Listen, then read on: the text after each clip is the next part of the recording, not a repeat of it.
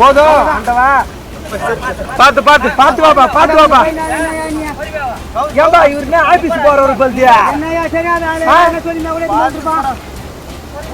எப்படி போனாரு?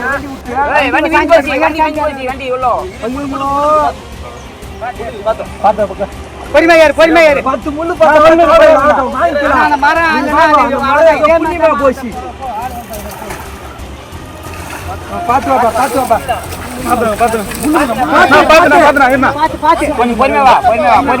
புல்லட் பைக்கோட வெள்ளத்துல அடிச்சிட்டு போன வாலிபருக்கு கயிறு கொடுத்து உயிரை காப்பாத்திருக்காங்க பொதுமக்கள்.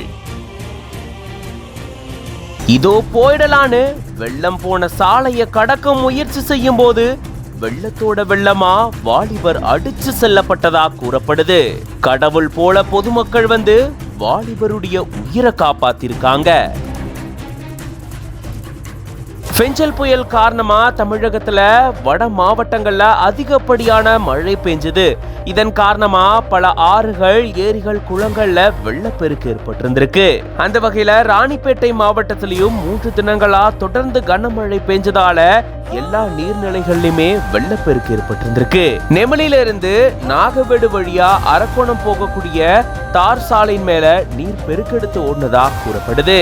இங்க பாலம் கட்ட சொல்லி பல ஆண்டுகள் கோரிக்கை விடுத்ததை தொடர்ந்து சமீபத்துலதான் பால கட்டுமான பணிகள் நடந்துட்டு வந்ததா சொல்லப்படுது.